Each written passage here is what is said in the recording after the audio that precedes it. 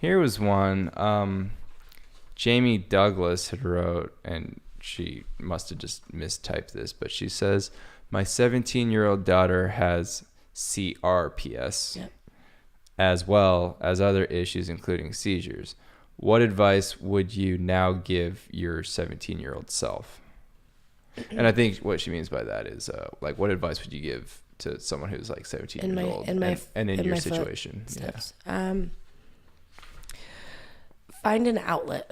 That was the biggest thing for me in my recovery, was learning that, things might not always go my way, but always having that outlet to kind of get that frustration out and keep me level-headed. Yeah. And that doesn't necessarily like have to be wheelchair rugby. No. It could be painting. I told you, I go do karaoke in every single town I go to. I'm still going to Google one for us to go to tonight. Like, this is happening. Every single town I go to. Karaoke's, especially like that's a great way of just putting yourself out there. You make friends. And people around you are positive and happy. You're going to be positive and happy. So it makes you feel better. And like, I don't think anyone's ever been made fun of at a karaoke place.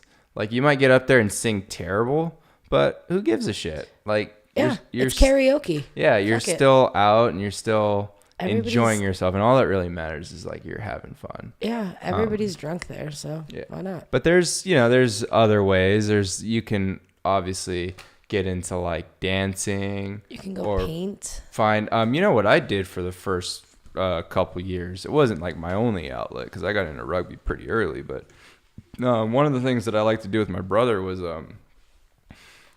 we used to go to the movies all the time. Yeah. And I don't know if I'm sure there's still a lot of places that do it, but the movie theater here in this town, they would have $5 movie Tuesdays. Yep. And it actually kind of ended up being a thing where we ended up getting like a couple of my buddies, and we'd always just meet up on Tuesdays. And Regal Cinemas, which is kind of like, I don't know what region they cover, but they cover this, Oregon. Yeah. But they have them in Texas and Connecticut as well. So they offer a companion pass. Do they? I don't know if a lot of people know this, but Regal Cinemas, if you're in a wheelchair, you can get what's called a companion pass. So it's pretty much, becomes a buy one, get one free. Yeah. So my brother and I would go every Tuesday. We'd get into the movies for just $5. We'd spend the rest on candy and whatnot. And we'd just see whatever movie was out, So it got to the point where, we were seeing just like, we saw like Piranha 3D and like Apollo 18, like those shitty movies. That sounds so much. Andrew, if you're listening, we're going to the movies on Tuesday. Yeah. I would call around and see, what specials are running. But a lot of movies, especially because Tuesdays, I think, is a slow day. So they're always, we didn't cover the question. Oh, you said, yeah. Like find the outlets. Yeah, find an outlet that works for you.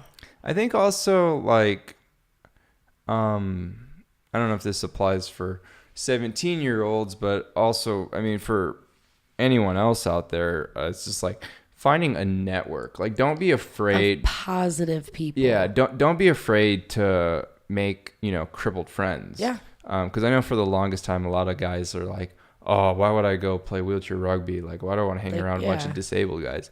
But like, one of my roads to like independence was hanging out with rugby guys and learning how to travel independently and how to fly, independently and just. There's so many aspects of like daily life that you guys actually taught me more so than any therapist.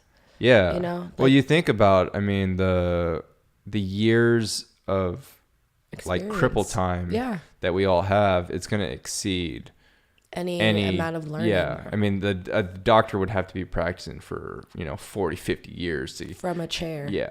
And that's the thing is like, we have the real life experience.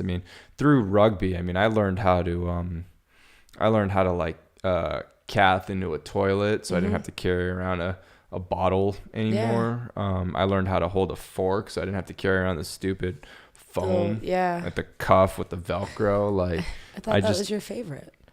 The worst was like if you went out to a restaurant and you forgot one of your adaptive things, and you're just like, well, I guess I'm ordering chicken fingers, or I'm gonna order the quesadilla again, or I'm just gonna have French fries. You know, it's like you're gonna have that quad friendly food. And it's like, it's frustrating. Yeah, I mean, I learned all that from rugby, and just I mean, traveling independently, and even just the push to like, you know, start like, you know, doing my own bow program and learning how to like set up shower chairs, and I mean, I learned all of that through just the community that I was able to build, and you know, a lot of that was through people I met through rugby.